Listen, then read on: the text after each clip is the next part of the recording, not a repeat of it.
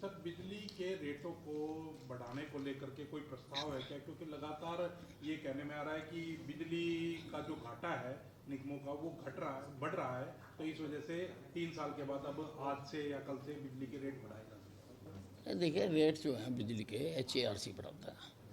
हम अपनी फाइनेंशियल स्थिति हर बार वहाँ भेजते हैं, तो इस बार भी भेजी होगी। और जहाँ तक मुझे याद आ रहा है, 8 साल हो गए रेट बढ़े, 8 साल पहले बढ़े थे रेट। तो ये अब अगर HERC प्रस्तावित करता है रेट बढ़ाना, सरकार की या महकमे की सहमति है? नहीं, वो जब आएगी हमारे पास, तो अभी कोई आई नहीं, क्या बढ़ाया कितना बढ़ाया। जब आएगी तो फिर हम विचार करेंगे। एक बिजली के बिल बकाया जो है 7,500 करोड़ के लगभग बताए जाते हैं, उनकी वसूली के लिए कोई योजना बना नहीं, रहे हैं उनकी या वसूली कोई के settlement लिए मैंने सारे प्रदेश के SCs की मीटिंग कॉल की थी, पर फिर बीच में सेशन आ गया, तो उसके कारण हमें वो उस दिन रोकनी पड़ी। तो अब दोबारा मैंने कह दिया हुआ है कि सबको बुलाओ, मैं तो एक एक का अकाउंट देखूंगा कि किसका क्यों पेंडिंग है और क्या कार्रवाई कर रहे हो और क्या कार्रवाई करनी है। साहब, इसमें जो है सरकार के पास ही काफ़ी बिल बकाए हैं सरकारी भवन। देखिए, जब ये डिटेल आएगी मेरे सामने, उस पर टिप्पणी उसके बाद ही की जा सकती है। क्योंकि इसमें जो अभी जो आंकड़े सामने आ रहे हैं, जो आपका बिल बकाया है वो 8,500 करोड़ के हैं और घाटा जो है 4,500 करोड़ का। अगर आपके बिल आ जाते हैं तो आपका घाटा रिकवर हो जाएगा? नहीं, definitely I look into each and every case, क्योंकि सबके केस डिफरेंट होते हैं, तो सारा देख के हम सारा उसका कार्रवाई करेंगे। सदन के अंदर कांग्रेस के विधायक ने एक मुद्दा उठाया था कि बिजली के बिल ज़्यादा भेजे जा रहे हैं 10 पेट पर। आपने कार्रवाई करने की बात भी कही थी कि अगर इस तरीके का संज्ञान में मामला आता है तो। नहीं, वो कोई स्पेसिफिक केस हो सकते हैं, आम नहीं गलत आते हैं। आम तो ठीक आते हैं, तो मैंने तो सारे सदन को ही कह दिया था कि किसी के संज्ञान में कोई गलत बिल आया हुआ है, उसका भी देखना पड़ता है किस कारण से आया है, क्यों आया है, तो वो हम ठीक करवाएंगे उनको। अमित साहब, टोल प्लाजा के रेट्स जो हैं वो लगातार बढ़ते जा रहे हैं, जिसको लेकर अगर हम मुख्य विपक्षी दल कांग्रेस का जिक्र करें तो उसके ऊपर लगातार बयानबाजियों का दौर भी जा रहा है। रणदीप सुरजेवाला की तरफ से लगातार ये कहा जा रहा है कि गुंडागर्दी टोल जो है वो लगाया जा रहा है, वसूला जा रहा है।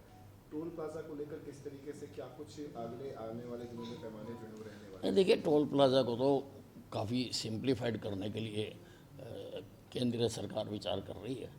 जिस प्रकार से आदमी खड़े होते हैं और एक एक गाड़ी को काफ़ी वो होता है, शायद सब गाड़ियों पे चिप लग जाएगा, तो कितने बार आ रहे जा रहे हैं और ऑटोमेटिकली वो रिकॉर्ड होगा। कर रहे हैं, और भी बातों के बारे में सोचा जा रहा है।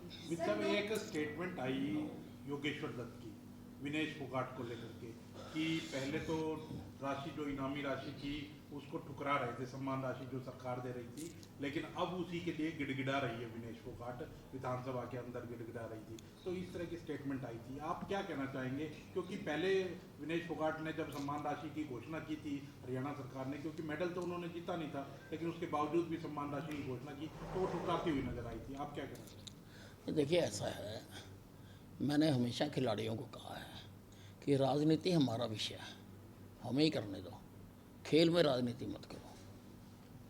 सर, लेकिन अब तो वो खुद भी विधायक बन चुकी हैं। सर, लोकसभा में कल संशोधन बिल लाया जा रहा है, विपक्ष कह रहा है कि ये हितकारी नहीं है, मुसलमानों के खिलाफ है, आपका क्या कहना है इस पर? देखिए, विपक्ष का आप पिछला सारा समय का किरदार निकाल के देख लो, अच्छी से अच्छी चीज़ भी अगर पास की जाती है तो ये उसका भी विरोध करते हैं। इनके ऊपर नकारात्मकता का जो है बहुत हावी है, हर चीज़ की उसमें करना। अब वक्फ बोर्ड में कुछ कमियां हैं, जो एक्ट है उन कमियों को दूर कर रहे हैं और विधिवत तरीके से कर रहे हैं। JPC ने उसके ऊपर अध्ययन किया है और JPC के बाद अब पार्लियामेंट में होगा, पार्लियामेंट में सबको बोलने का भी अधिकार मिलेगा। कोई आउट ऑफ द वे या इमरजेंसी लगा के तो नहीं कर रहे हैं ना, जैसे इंदिरा गांधी जी ने किया था। आउट ऑफ द वे जाके तो नहीं कर रहे हैं, सारा सिस्टम अपना रहे हैं और प्रजातंत्र में यही तरीका है, यही तरीका है। जो उसमें कमियां होंगी वो उसको बताएंगे और जो विपक्ष है वो अपनी बात कहेगा। अब ऐसे ही बिना उसके अभी चर्चा हो रही है, क्या होगा क्या नहीं होगा, तो उसके बारे में ऐसी टिप्पणियां करना उचित नहीं है। गर्मी का मौसम है सर, खपत बढ़ेगी बिजली की सर, किस तरह के अरेंजमेंट है, कट्स ना लगे सर? देखिए, ऐसा है कि बिजली की जो गर्मियों में डिमांड बढ़ती है और पीक पर जाती है बीच में आके, तो उसके लिए हम वैसे तो उसको परमानेंट इलाज करने के लिए तो हम अपनी थर्मल पावर बढ़ाने जा रहे हैं।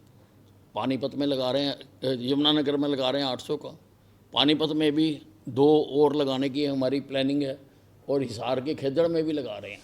तो वो तो है ही है, लेकिन जब बढ़ती है तो हमें नेशनल ग्रिड से मिल जाती है।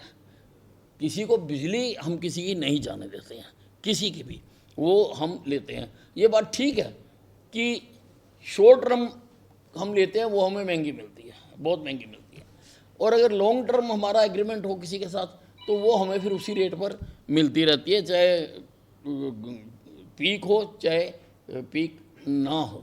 और दूसरी बात ये है, क्योंकि गर्मी में काफ़ी जो है लाइन फॉल्ट वगैरह होते हैं, तो उसके लिए मैंने इनको कहा कि हर सब स्टेशन के ऊपर सफिशिएंट नंबर ऑफ ट्रांसफार्मर्स आप अवेलेबल रखें। हर सब स्टेशन के ऊपर एक कैरी करने के लिए गाड़ी आप वहाँ रखें, ताकि अगर ख़राब हो गया है तो उसको हम जल्दी से जल्दी बदल सकें। इसके अलावा जब से मैंने डिपार्टमेंट संभाला है, मैंने इनको ट्रांसफार्मर्स की ऑगमेंटेशन के लिए कह दिया कि अगर किसी ट्रांसफार्मर की कैपेसिटी से ज़्यादा उसके ऊपर लोड है तो उस ट्रांसफार्मर को बहुत सारे, अब मेरे पास डाटा तो नहीं है, लेकिन बहुत सारे ट्रांसफार्मर अपग्रेड कर दिए गए हैं, उनको उनकी ऑगमेंटेशन हो चुकी है। तो ये सारे तरीके हैं, और हमारे पास स्टॉक भी अच्छा, लगभग 10,000 ट्रांसफार्मर्स हमारे पास पड़े हैं। बाकी मैंने ये भी हिदायत दी है कि इनका जो सिस्टम है कि कहाँ पर कितने पड़े हैं वो सारा ऑनलाइन हो जाए, ताकि ज़रूरत पड़ने पर हर एसडीओ देख सके, अगर उसके पास नहीं है तो पड़ोस में कहाँ पे है, ताकि किसी को बिजली इंटरप्ट ना हो। शॉर्ट टर्म समझौतों को लेकर आपने विभागीय समीक्षा कर ली है आगामी मौसम को देखते हुए? ये नहीं, वो तो हमें मिल रही है ना जी, उसकी तो कोई दिक्कत नहीं है ना जी, वो तो मिल रही है हमें।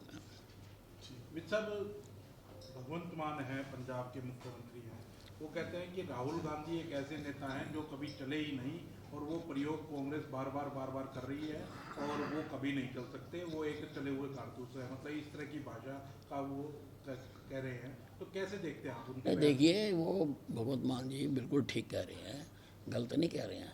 गलती कहीं और है। गलती ये है कि अगर आपको अच्छी तरह से पता है कि वो ठीक नहीं चल रहे हैं, तो जो इंडी के साथ आपने गठबंधन कर रखा, वो गठबंधन क्यों नहीं तोड़ते? तोड़ो उस गठबंधन को। ऐसे आदमी के साथ गठबंधन किस लिए करना, जिसके बारे में आप भी जानते हो, जनता भी जानती है, हम भी जानते हैं, दूसरी पार्टियां भी जानती हैं कि अब इसमें तेल नहीं है, ख़त्म हो गया।